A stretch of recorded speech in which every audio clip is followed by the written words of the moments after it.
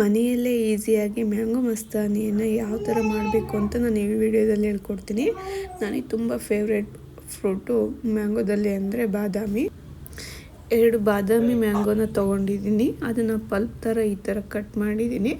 ಇದನ್ನು ನಾನು ಒಂದು ಮಿಕ್ಸಿ ಜಾರಲ್ಲಿ ಪಲ್ಪ್ನ ಹಾಕಿ ಆಮೇಲೆ ಬಟರ್ ಸ್ಕಾಚ್ ಐಸ್ ಕ್ರೀಮ್ನ ಹಾಕಿದ್ದೀನಿ. ಆಮೇಲೆ ನಾನು ಡೇಟ್ಸ್ ಹಾಕಿದೆ. ಆಮೇಲೆ ನಾನು ಶುಗರ್ ಬದಲಿ ಬೆಲ್ಲ ಹಾಕಿದ್ದೀನಿ ಆರ್ಗ್ಯಾನಿಕ್. ಆಮೇಲೆ ನಾನು ಮಿಲ್ಕ್ ಹಾಕಿ ಮಿಕ್ಸಿ ಮಾಡಿ ಇಟ್ಕೊಂಡೆ. ಆಮೇಲೆ ಒಂದು ಗ್ಲಾಸ್ಗೆ ಪಲ್ಪ್ ಹಾಕಿ ಗ್ರೈಂಡ್ ಮಾಡ್ಕೊಂಡಿರೋ ಮ್ಯಾಂಗೋನ ಸ್ವಲ್ಪ ಸೇರಿಸಿ ಅದ್ರ ಮೇಲೆ ಮತ್ತೆ ಐಸ್ ಕ್ರೀಮ್ನ ಸೇರಿಸ್ತಾ ಇದ್ದೀನಿ.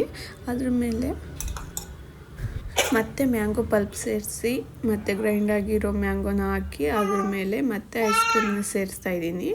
ತುಂಬ ಈಸಿ ಇದು ಮನೆಯಲ್ಲೇ ಮಾಡ್ಕೊಳ್ಳೋಕ್ಕೆ, ಅಂದರೆ ತುಂಬ ಟೇಸ್ಟಿ ಕೂಡ. ಅದರ ಮೇಲೆ ಮತ್ತೆ ಕಟ್ ಮಾಡ್ಕೊಂಡಿರೋ ಡ್ರೈ ಫ್ರೂಟ್ಸ್ನ ಸೇರಿಸಿದ್ರೆ ರೆಡಿ ಆಯಿತು ಮ್ಯಾಂಗೋ ಮಸ್ತಾನಿ.